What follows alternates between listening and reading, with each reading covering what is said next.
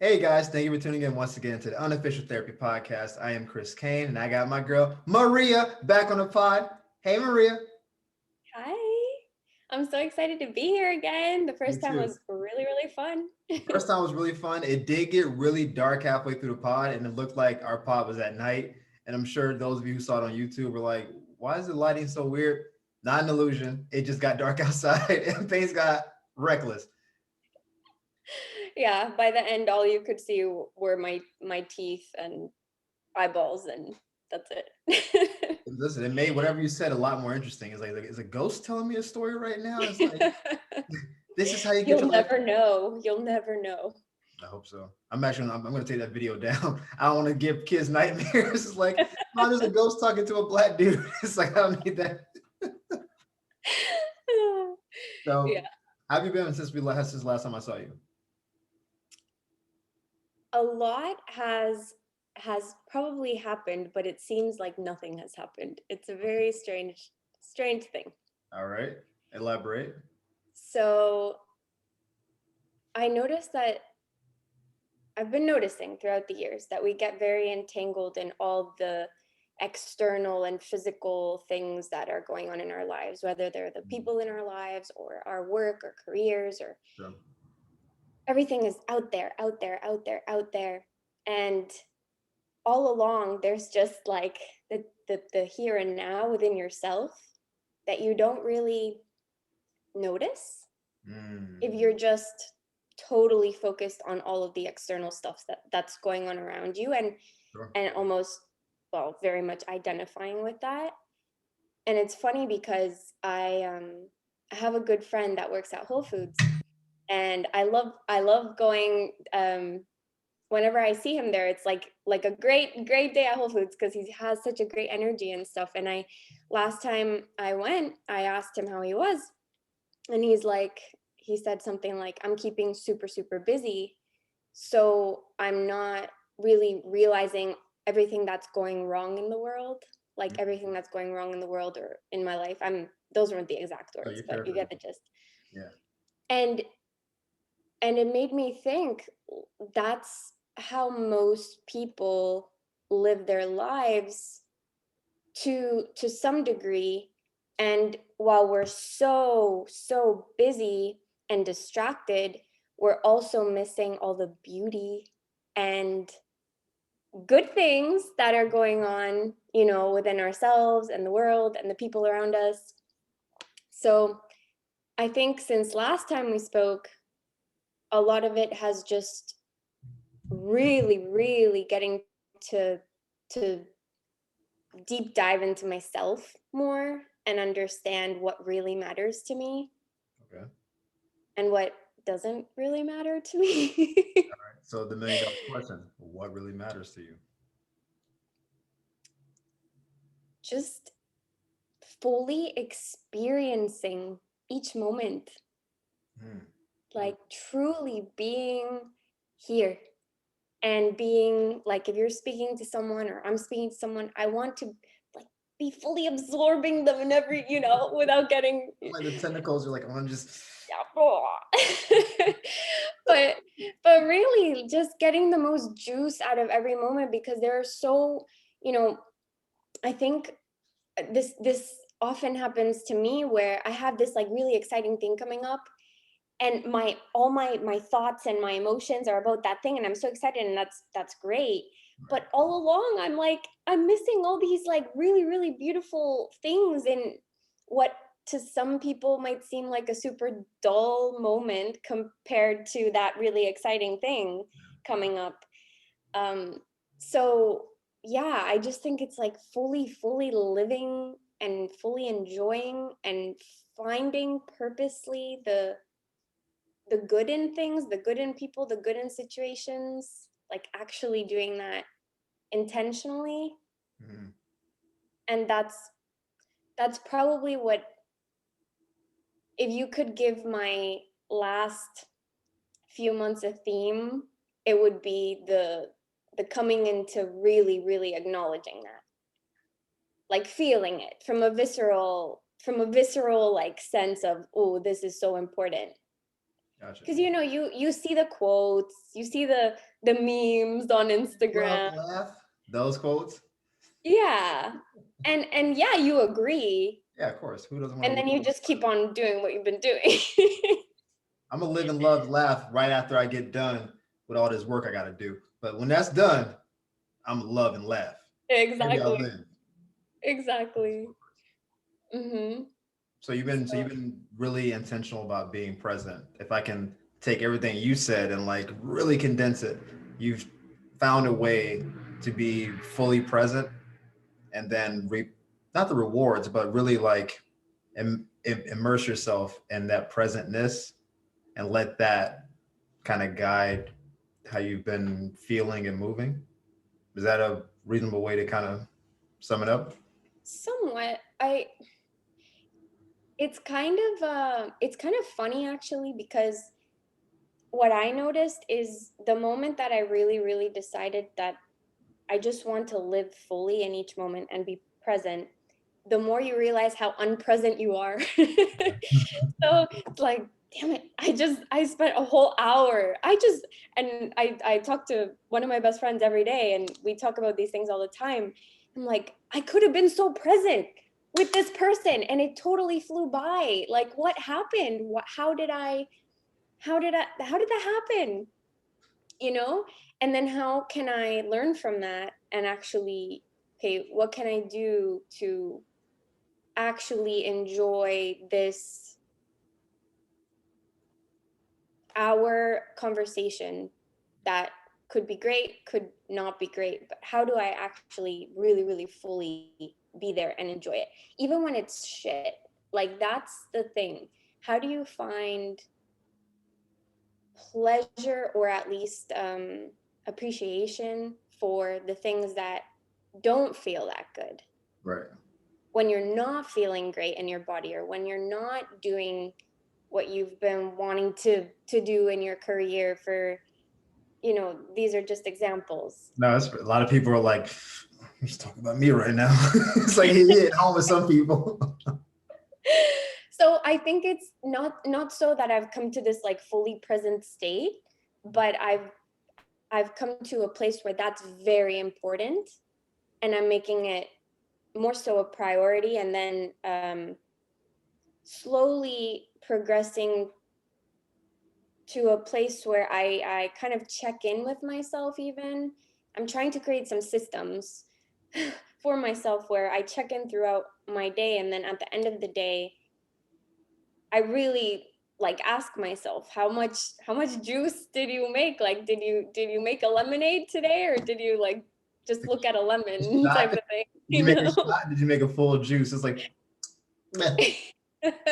like a really sour bitter shot. A shot of lemon, it makes you, but lemonade, amazing. Yeah. Facts. Although I have a friend that likes to eat lemons. Is that good for your teeth? 'Cause with the acidity and all that stuff, I feel like Probably it not. wouldn't be.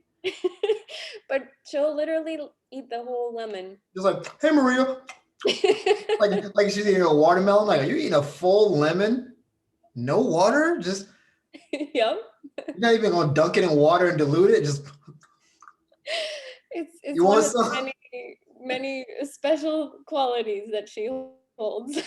You want some? No, Love I'm her. good. That's all you. I'm gonna eat an apple like a regular person. Put that lemon down or throw it in something that's delicious. So, I so based on what you said, I'm sure some people are now intrigued. Like, oh man, I've been letting my life pass me by. I'm not present at all.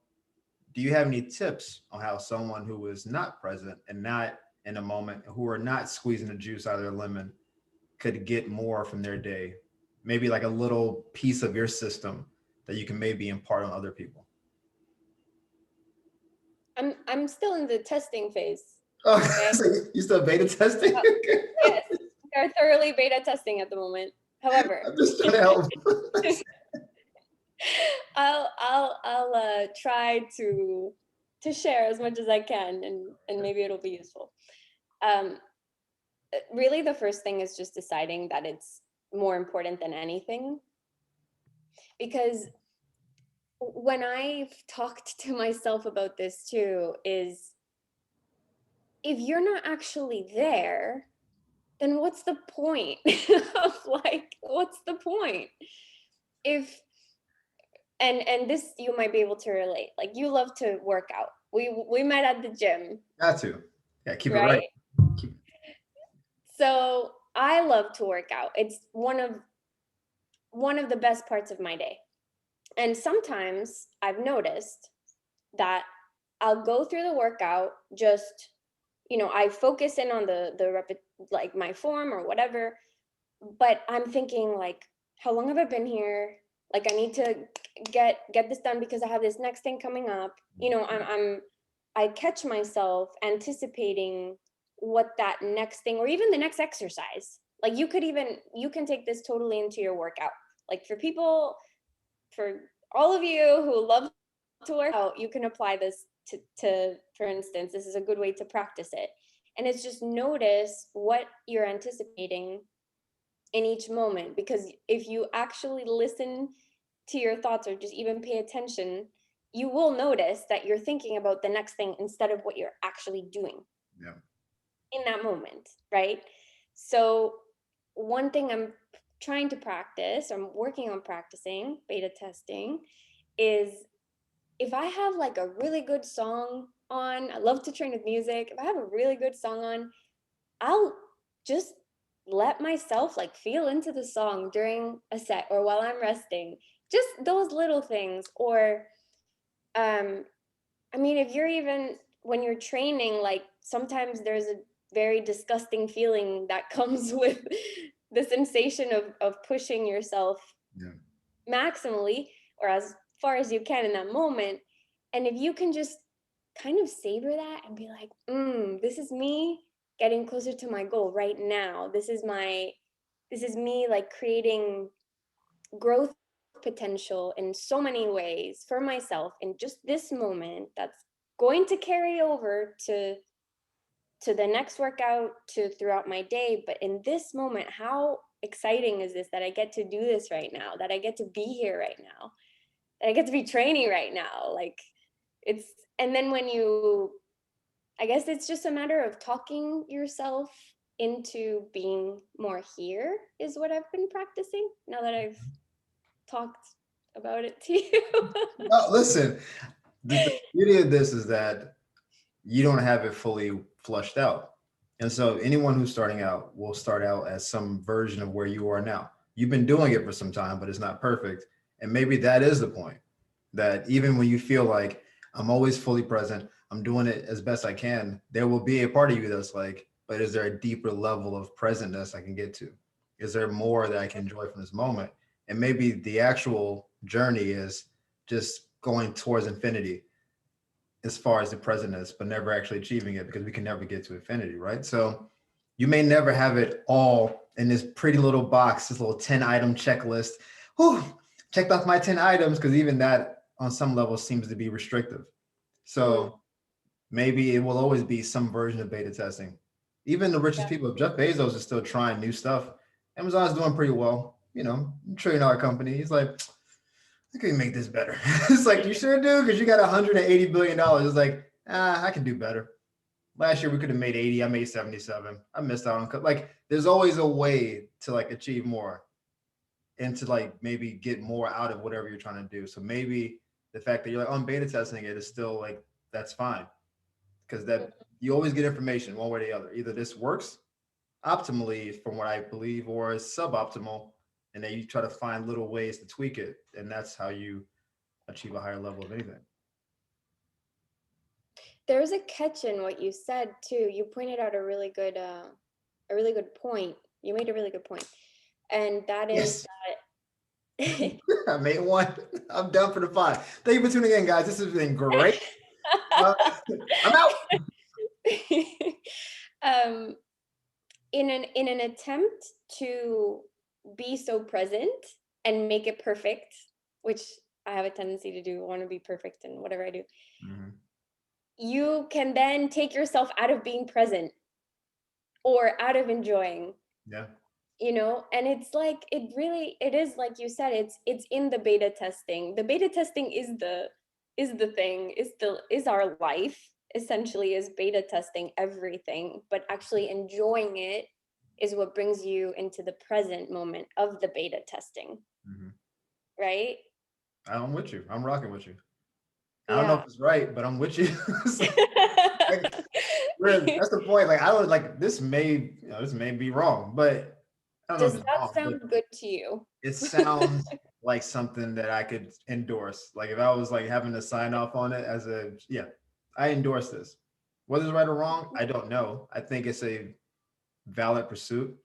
I think it's something that we miss, and you mentioned it easily. A lot of us over busy ourselves to distract from whatever, distract Mm. from inadequacies, to distract from traumas, to distract from stress, distract from the current state of being.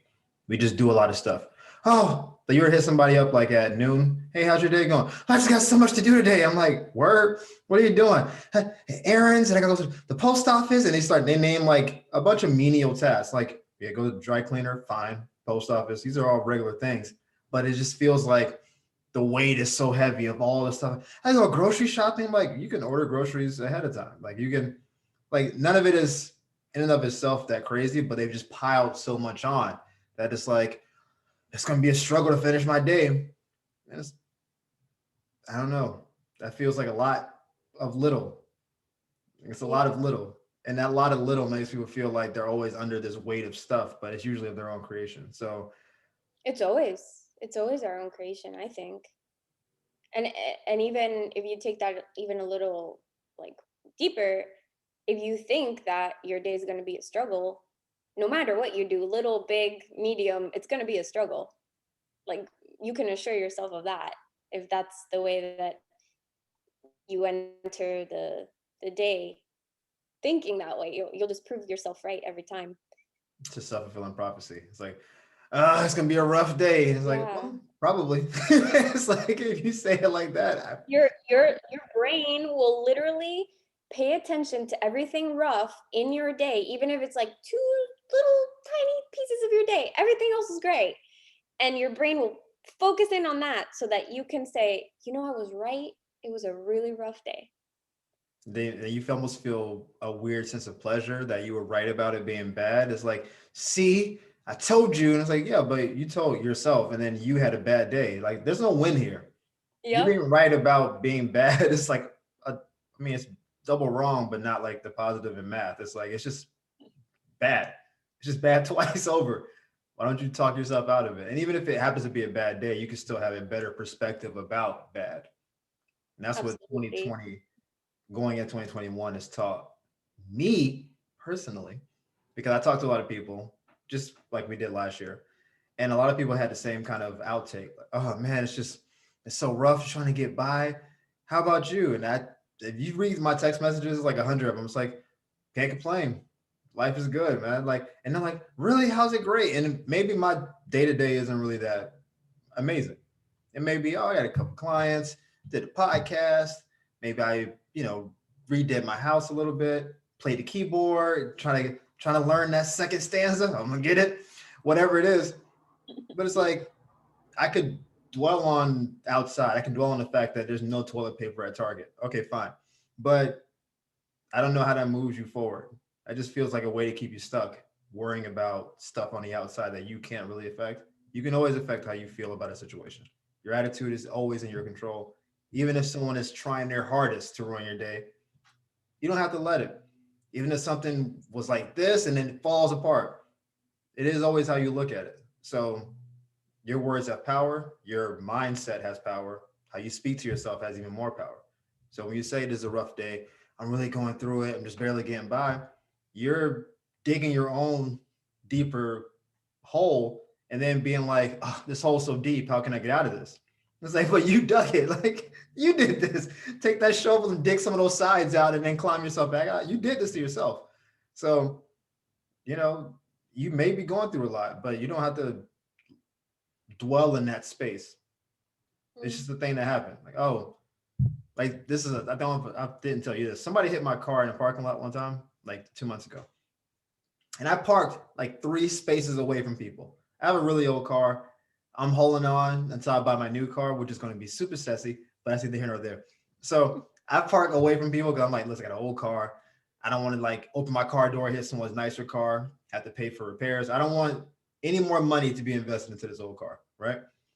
I'm 3 spots away from everybody. I come out of the store and my car got hit. I'm like, what? Who? How is this possible? I wasn't near anybody. I mean, and I drive a Camry. I don't drive some like truck or van. I have a regular sedan, which means you have to try to hit it. I'm right in the middle of my space, chilling.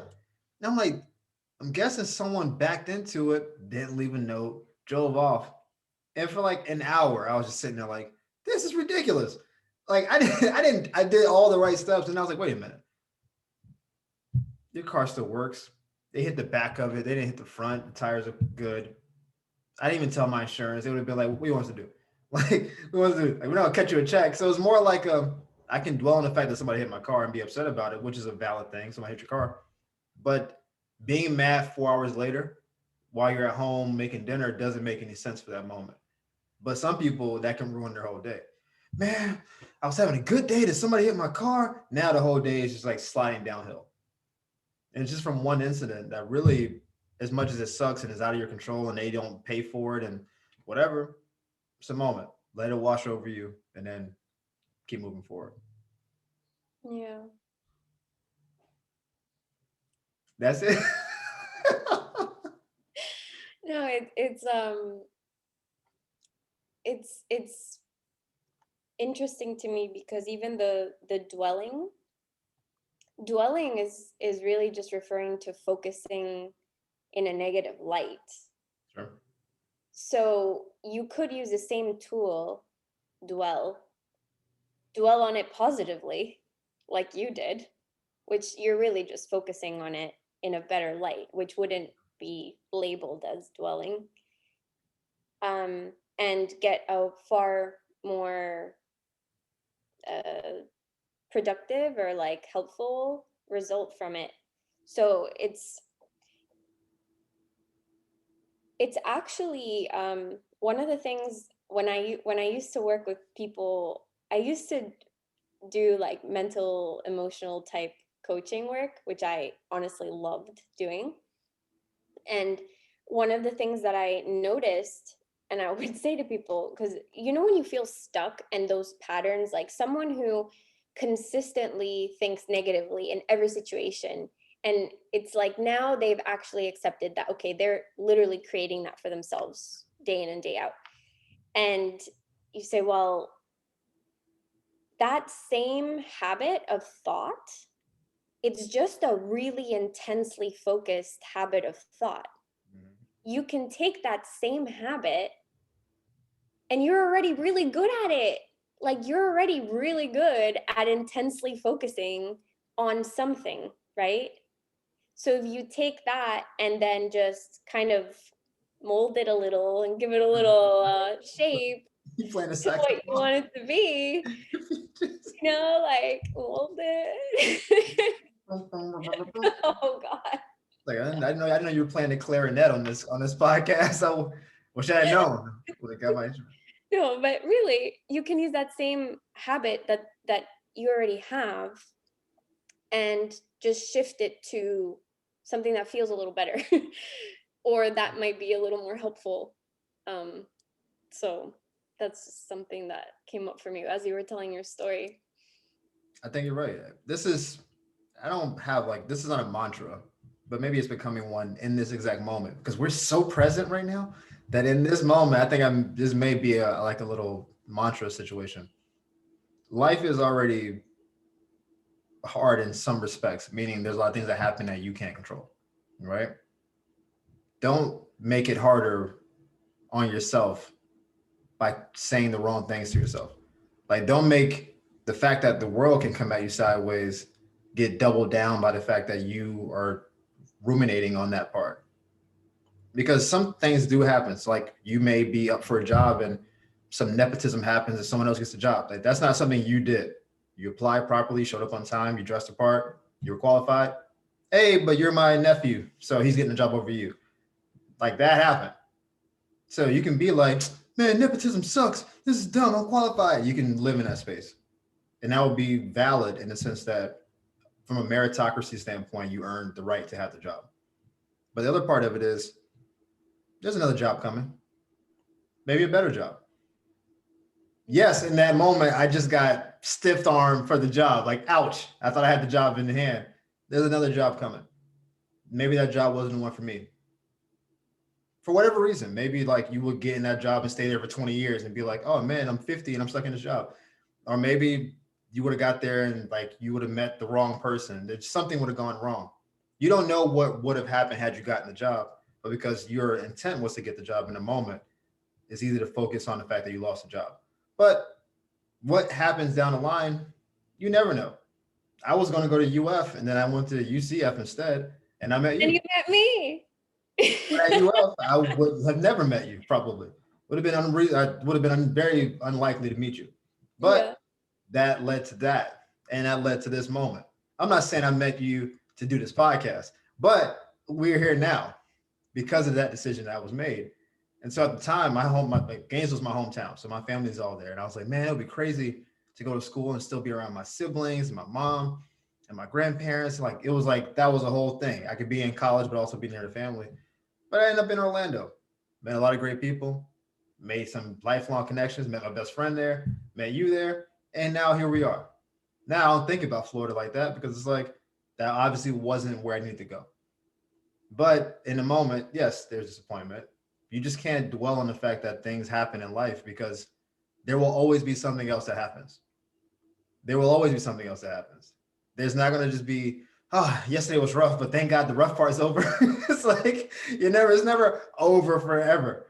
There's always something that is going to arise, and you just rise above that, and you just keep doing that until I don't know, until whenever. I don't know if we ever finished doing it. I just think you just get better at it. You just get better suited at rising over stuff. I don't think it ever stops. But once you have a lot of preparation and mental gymnastics, if you want to call it that, then when you see like a obstacle, you just use it to flip off of, and you just kind of keep moving to make that metaphor go too far, probably.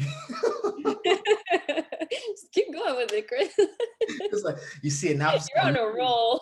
you treat it like a pommel horse. You get on top of it, you just do your trick, and you get your 10, and you keep it moving. It's like, well, this is going way too far, but you get it. Yeah. Yeah, I do. I see what you mean. And another side of that is that another good point that you made is that there two for two. um you mentioned that there is so much going on that we have no control of, right? And in many ways there are many things that we don't have control of that are actually really great that we could have never, I think of some things in my own life that I'm like, I had no control over that, and I'm so glad I didn't, because it just worked out perfectly. Yeah. It worked out so perfectly, and if I would have had control over it, I would have screwed it all up. Like, Possible, yeah. so there's that. And it's kind of how you said too, that you can look at it as this is wrong, or this has harmed me in some way. And yeah, maybe in that moment it didn't feel so good, but you can also choose, it's a choice, it really is a choice to choose to think about the things that happen to you, that seemingly happen to you, as, well, if this is happening, it has to be good in some way, like something good will come of this. And then it will, because you've made that choice. 100%. And it's funny because some people would say, well, like, isn't that just not being realistic and living in like la la land or whatever? And you're still going to experience the same thing. Your experience right now, like on paper, will be the same, but how you actually experience it, I didn't use the best words, but will be totally different depending on your perspective and what you choose to make it either a good or a bad thing. So we have a lot more power than we think if we don't attribute power to controlling other things, Mm-hmm. you know? Yeah. Not power over other things, but just we're very powerful. Yeah. You can manifest and you always have power of perspective. That's the beauty. That's the power you always have. You always have power of perspective. You have power of attitude and optimism and what have you, because those are things you can control. I can't control whether you're a good podcast guest. You've been great so far, but I can control whether you bring it or not. Like I can set up the platform, I can bring you on. What happens on who knows? But I can control this, that my part of it. And if you do a good job, then the whole system works well. And so we do have control in that regard. And we have control to manifest because what you put your intentions towards, typically you help manifest better, right? If you say, I'm gonna get in the best shape of my life, and you just start like doing this, your eating gets better, your sleeping gets better. Like it just because you're focused in on it. Will you be Arnold Schwarzenegger? Doubt it. He did a lot of drugs, right? A lot of drugs, and then he defined himself by his body. So like he gave it, that was his temple, right? But could you be in much better shape than you're in now? Yeah, 100%. If you dedicate yourself to a vocation and you just read every book on it, go to workshops, and yeah, you're going to be better at it because you're putting your effort towards it. Will you be, Warren Buffett? Doubt it. There's only like 4 people in his tier. But who cares? If you become a millionaire doing what Warren Buffett told you to do, you're balling. He's a different animal. He's an 80-year-old dude with the energy of a 25-year-old. Like he's out here like, hey, I'm making stock moves, right? But he has many books. He has many outlooks on things. He was like, I didn't get my first billion until I was 50, but I thought I was on the right path for like 30 years. And it just so happens that at 50, things clicked. And then I made my next, 10, 20 billion over the next, like it just like grew exponentially, but there was a slow grind. Jeff Bezos was in his garage with an Amazon sign written in pen saying, this is going to work one day. And they're like, Jeff, give it up. He's like, nah, man, I believe in this. Hey, you're the richest person in the world, maybe history. It's like, so we have a lot of energy to manifest what we want to manifest. It's just, can you stick it out during the bad parts? That's what hurts a lot of people. Like, can you, because it's not going to be this smooth road. There will always be some like trepidation. And can you navigate that to get to where you want to get to? Working out, there's some days you'll just come in and just not have it. You'll be like, you ate well, you slept well, and you start working out. Your body's like, nah, not today. And it's like, can you be discouraged by that and be like, oh man, I was moving up, I was reaching my max, and then I just had an off workout. And then that can send you in a spiral if you don't catch it. Or just say, hey, had an off workout. I get it back next time. And you just keep going and you just keep riding until you get to wherever you want to get to. Yeah, absolutely. And the a key factor of that I think is often overlooked is the why. Not just superficial why, Mhm. talk to a random person on the street why, but like your why inside of you. What is it? What is the driving force that is fueling that desire in the first place? Because I guarantee you, I don't know Warren Buffett or Jeff Bezos, but I guarantee you that their why isn't to be rich. No. It's not to have money. And they have a shit ton of it. Yeah, it's unreasonable. Can I hold a million? However, I guarantee that if I really like, if I could get into their brain and their soul, their why, the driving force of that desire is not the money. Just like for Arnold, I personally, I don't think his driving force was the body. It meant so much more. It means so much more than that. And I think I have a feeling, or I'm beginning to believe, that that is really what separates getting like to the top of the top, or wherever it is that you land. It's what really is the driving force. What does it really mean to you? What does it really mean about you? What are you making it mean about you? Because like that's something, for instance, that I realized with myself. I always had this, I've had these like goals, right, for a while. Mhm. And I kept just not following through, especially in the business sense. And I had a very big internal conflict between what I needed to make my career or business mean about me and what I actually really, really enjoyed doing. And it hasn't really been about the money, but it's just a really easy way to measure it, Sure. right? It's there, you can count it and it's like, okay, I think I'm doing good, right?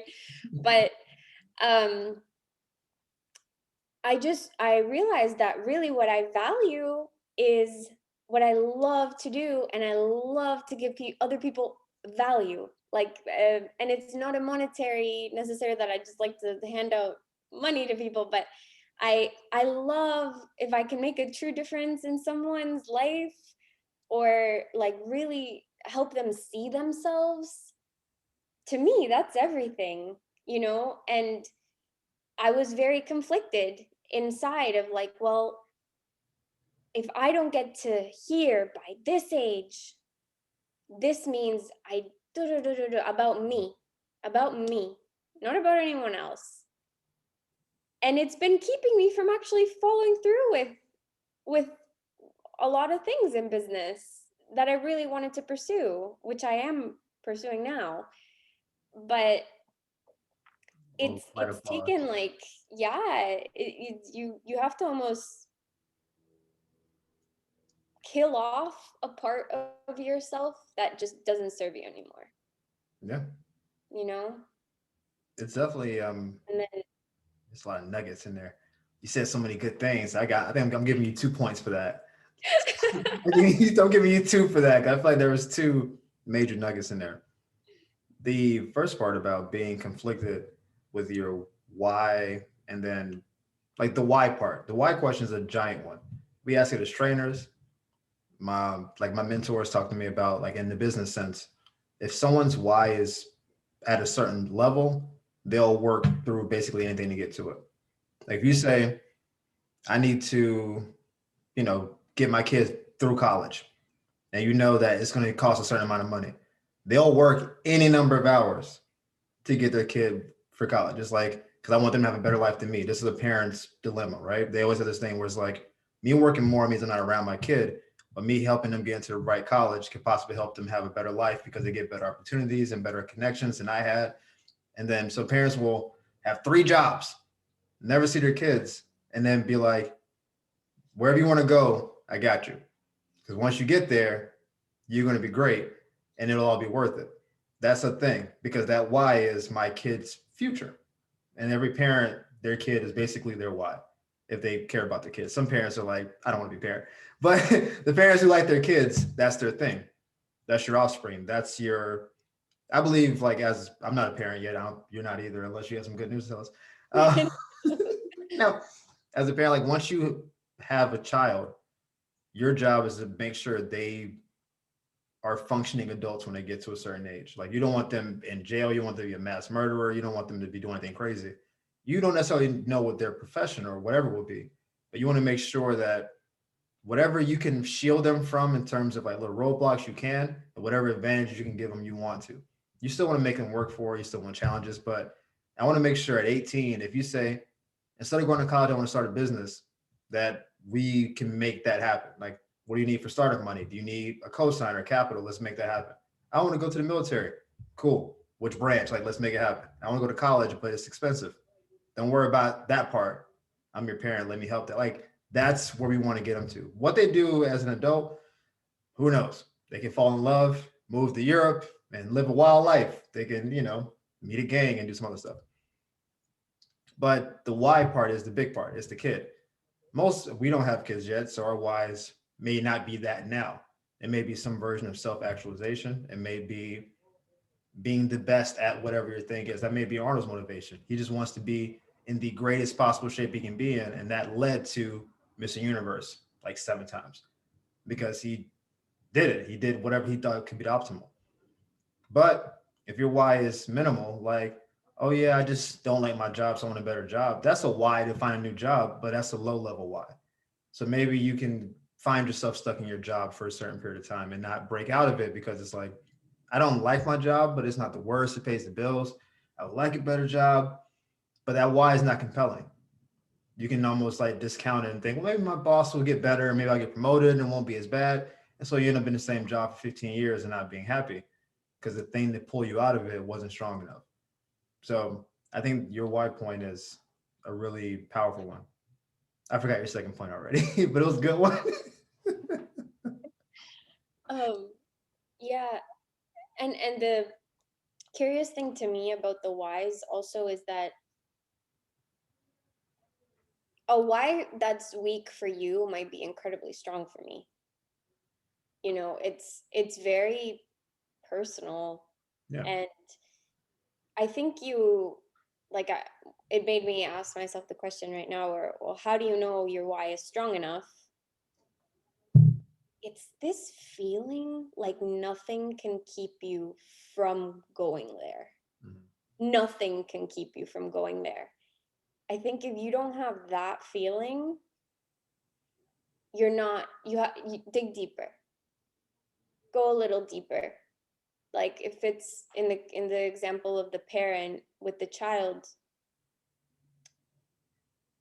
within the construct of what you believe parenting is and what a child means to a parent, that could be a very strong why, Yeah. right? But that's not how everyone will view it.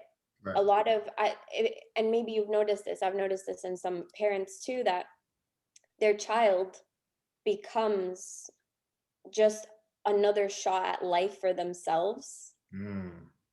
and their child's success or failure, they experience it as a reflection on who they are.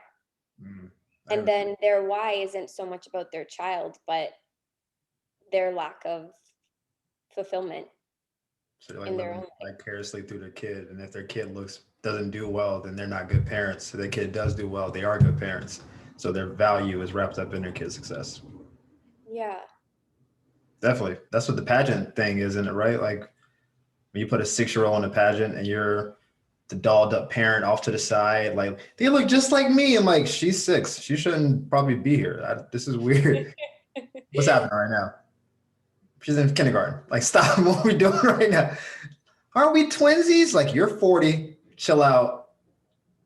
She's in elementary school. Like, what are we doing? That's a different thing. That's a bag I don't want to get into because people get mad about children pageants. I don't understand it. I don't know how it's legal, but don't want to step into that. Yeah. Right. um and that's, you know, it's different for everyone. It's just about having those what I'm really trying to discover is, how do you know when you're there? How do you get there internally? So with the presence thing, well, how do you really know you're fully present? How do you know you've reached the why that will take you from point A to point B? And something that came up recently within my own life is I realized that sometimes if I'm very externalized, the external why is a very powerful force to take me from point A to point B. Sure. All along, though, I probably won't enjoy it very much. And when I get there, I'll still feel just a different, upgraded version of my lackful state that I began with. Right. And then when I really like look into myself, I guess, I realize that it doesn't even matter if I get there. Like it really doesn't matter. And then I just naturally want to do it. Like you just, I don't know, it's like, well, I'm good if it happens, that's great. if it doesn't happen, that's great because I can still enjoy it now. And but then it's gonna happen anyway. But it's almost like you release it's a lot of weight that you take off of yourself, and you release the shit that keeps you from even enjoying the process to it anyway. Yeah. Because you're gonna have to go through it anyway. You're gonna have to, like, next time you come to Florida, you're gonna have to travel from California to Florida anyway. Yeah, it's gonna happen. I'm looking forward to it actually. But I don't want to delay the story. I am looking forward to it. So yeah, it just makes the process a lot more enjoyable. And that's what I'm trying to embrace, and then learn how to measure that and make it replicable by other people, perhaps. I think listen, I don't know. It's like you ever ask someone who's married, how did you know this is the person to marry? And they always say the same thing. You just know. And it's like, you're not helping. It's like, give me something tangible. And so when you just said, how will you know that you're on the right path or that your why is strong enough for that? You've reached the level of presentness. I think I think you're right. I think you will just know. I don't like, I'm in the Hollywood field or whatever, like comedy, acting, what have you. I imagine once you start selling out shows as a headliner, as a comedian, you feel like you've arrived at some point. Now, there are a lot of comedians who you don't know who do this, every weekend around the country. Make a good six-figure living, probably. Stand-up comedian, traveling the country. They're fine. Their fan base loves them, knows them, but they haven't hit that next level where they're maybe in movies. Then there's a level above that where they're headlining movies. Then there's a level above that where they're at the Chappelle, Kevin Hart level. But for comedians at my level, the first step will be that there's a little bit of a process, like you're the opener, middle, and then headliner, right? But, you know, if you just want to be a comedian that gets paid to tell jokes, that may be enough. If you think, I want to be the biggest comic in the world, then yeah, you're going to keep trying to ascend. If you ask Kevin Hart, I think he'll probably tell you he hasn't made it yet, but he's almost universally recognized as like a top tier comedian. So his ambition is not to just be a comedian. He wants to do what Eddie Murphy did, where he's like a movie star who used to be a comedian, not, oh, that comedian is in a movie. Like Eddie Murphy got to the point people almost forgot he was a stand-up because he was so good at movies. It was like, that guy's, he did what Robin Williams did. He went from stand-up to winning an Oscar. And it was like, oh, he's an actor. Like, no, I'm still a stand-up comedian. I just do this. Like, no.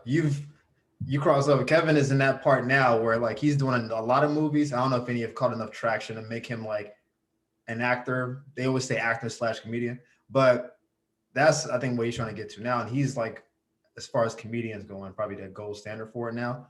Chappelle doesn't want to do movies and TV really. He just does stand up, but his clout is at the level of anybody. He can walk into a room and do whatever he wants to do. So for comedians, I've had this discussion with a lot of people. We have to debate, do you want to be Chappelle's route or Kevin's route, where Kevin has all types of deals, serious deals. He has a book deal with Audible. He's written books. He's got all these specials and movies. And then Chappelle kind of does whatever he wants. He performs and then he just disappears, does an interview and disappears, doesn't really do movies, but makes a lot of money doing that and seems like he's in a tier of his own. Like, which one is making it? To work on your own terms or to be in a bunch of stuff and just be like almost omnipotent? Like you're just like, this guy's everywhere. I don't know. It's an interesting question. Enjoying it the most. I mean, listen, I've been lucky enough to meet Kevin in real life. He seems like he's enjoying his life. He also seems very busy. Like he had the 2 phone thing. And when you talk to him, he's, hey, what's up, Kevin Hart? He's doing all that stuff. But he's also like, oh, I gotta go. I got a meeting, this and that. I never met Chappelle. I hope to meet him at some point. But everything I hear about him is that he just kind of moves on his own schedule. And that seems like maybe a preferable way to do it. But that took 20 years of being exiled from Hollywood. It took 30 years of being a stand-up, and it took 3 Netflix specials to propel him. You know what I'm saying? Like it's like his path is not, I don't know if it's replicable. Chappelle is trying to replicate some version of what Eddie Murphy did, some version of what Richard Pryor did. It's like even maybe to some degree of Cat Williams. Like that track seems to have more. Chris Rock did it, where he's been in movies and also like so. Kevin's path seems to be the one that most people take, even Jerry Seinfeld to some degree. Chappelle seems to be on a different path, and I don't know if you can get to that path, but I think he's got a happier one. So I don't know who's made it. I don't know how you know, but I think you know when you know. You know? I think the only person that really knows is you. Sure. It's not about what anyone else thinks or thinks you feel. It's about how you feel. And it when you were talking about comedy the comedy bit, I love going to stand up shows. I haven't been to many, but do you, like, from your experience, Mhm. do you think that the opener, is that what you call Mhm. the first person, and then the main, I don't know like the Just opener, terminology, middle act, and headliner. Yeah. headliner, okay. Do you think that the opener and the headliner feel the same within themselves when they step on the stage, or even before they step on the stage? I would think, 'cause I've been an opener for some people before. I think the opener feels grateful to be there because theoretically, any comedian can be your opener. Not every opener is good. There's a difference between I can just get someone to be my personal trainer. Hey, you got muscles? You want to train me? Yeah. Doesn't mean you're good at it. There are openers that should probably be middle acts, but just haven't gotten the opportunity. And basically, the difference is that you get an extra 10 to 15 minutes to perform. And that's based on whether the comedy club thinks you're good enough. But you could be an opener with the skill set of a middle act. So they feel like I'm probably being held back. Like this is almost beneath me, but I'll do it because it's a check, whatever. The opener who has just gotten kind of a lick, like, hey, you know, you want to open up for, you know, Damon Wayans? You're like, yeah, he's a legend. Like they feel optimistic. Oh my God, I get to be on the bill with him, and that's like they're optimistic. A lot of headliners at the point where they're just, this is how they make money.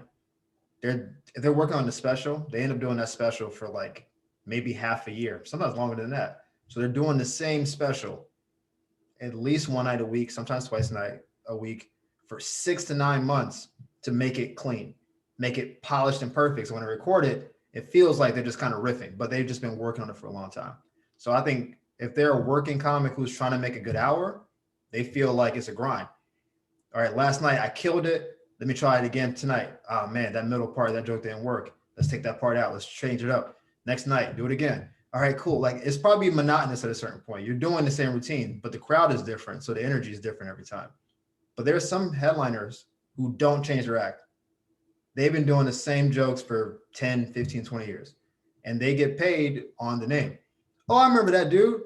I remember her. She was in that show. And they just come to see the show and it's the same routine. Maybe a little current event joke. What's the deal with Biden? They throw some little like joke in there, like some I'm up on the times thing, and then go right back into their act. And people are almost just happy to see them on stage.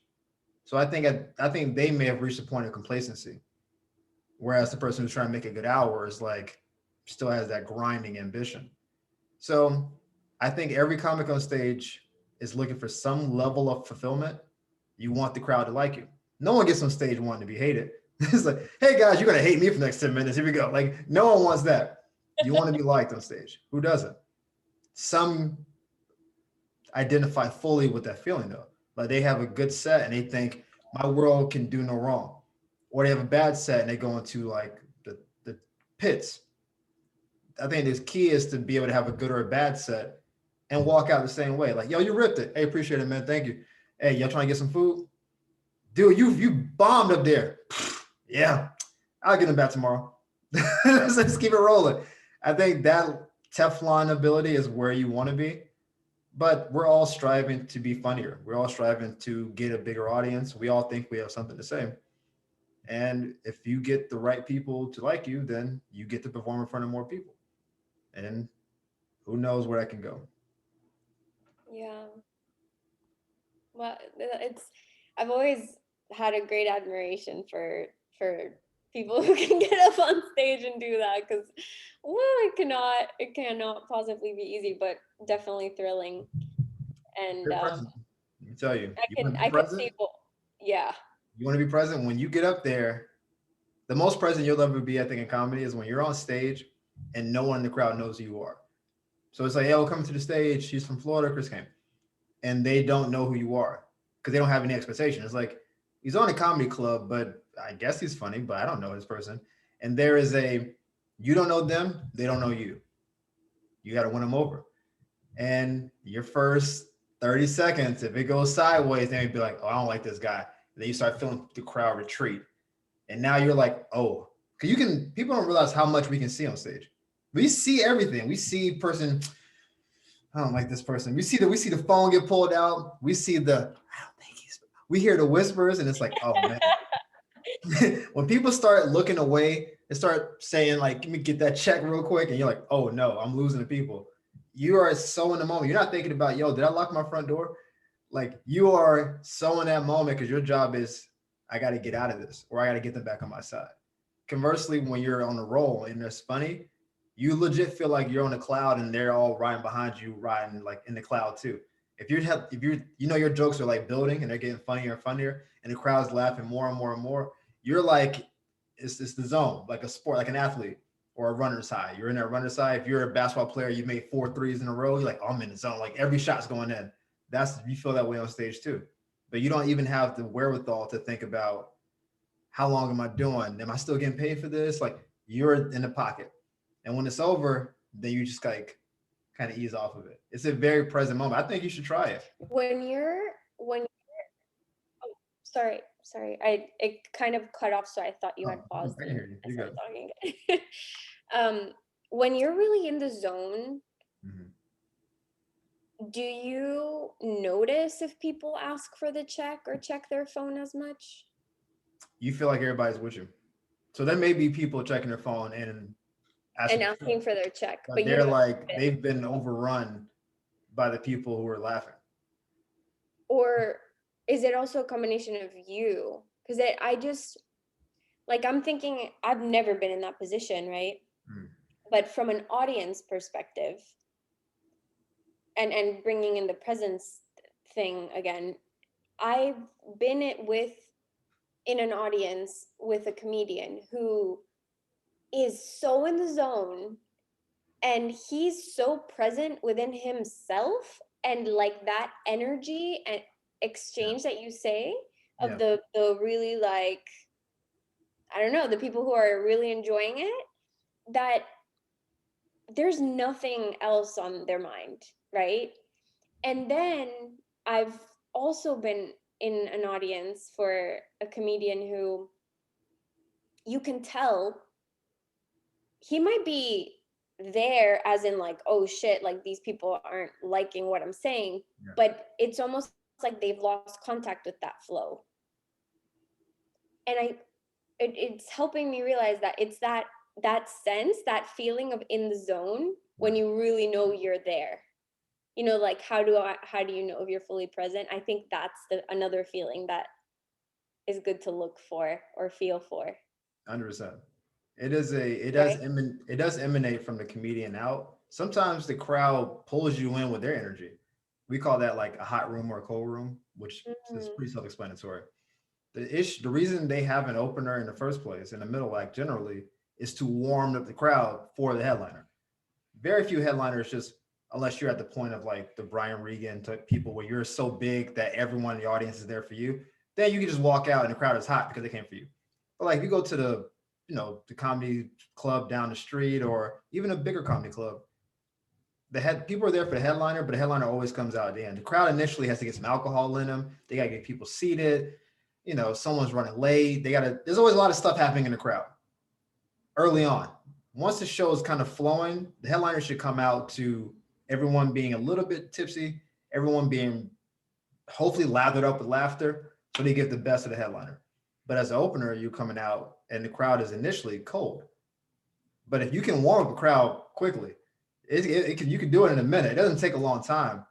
But when you walk out to a room that's just not here for comedy, you see a bunch of folded arms in the front, like, hurry up. Be like, oh God, what's gonna be wrong? You know, if you come out to a room that they're just not having it, like maybe it's cold outside, maybe it's rainy, I don't know, maybe tickets got weird at the front. It may have nothing to do with you, but they're in the audience. If they're not feeling it, you feel it because you'll tell a joke that you told 100 times that works 90%. Boom, that's a good joke. And they'll tell a joke and they'll be like, me. You're like, oh, that joke didn't work. And that's where the lack of present comes in because now you're self-conscious. Like that joke didn't work. It's one of my best jokes.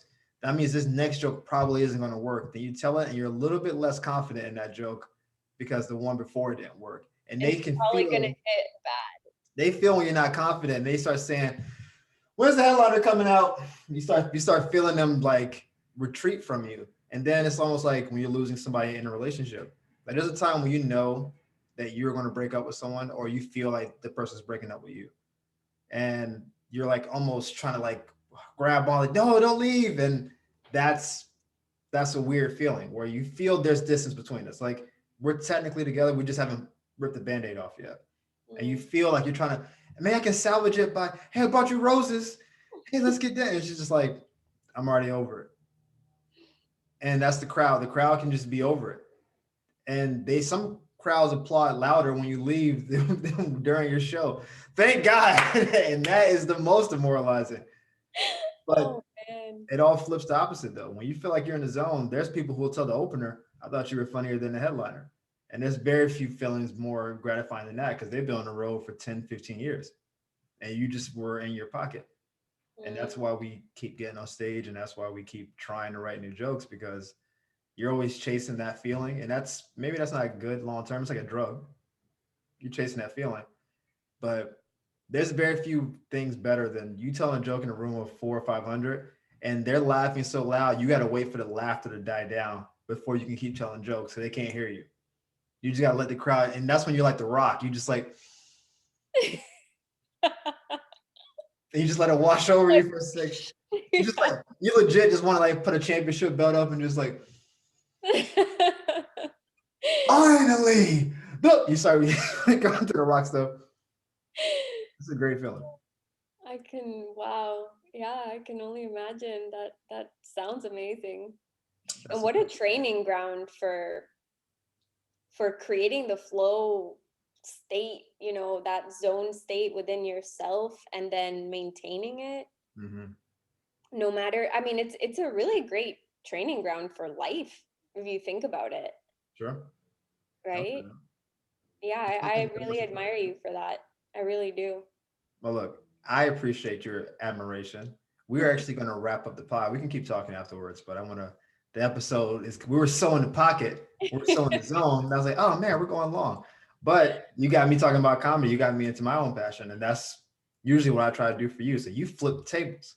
I didn't ask you to do that, but here we are. So where can people find you, Maria? Social media, internet, that kind of good stuff.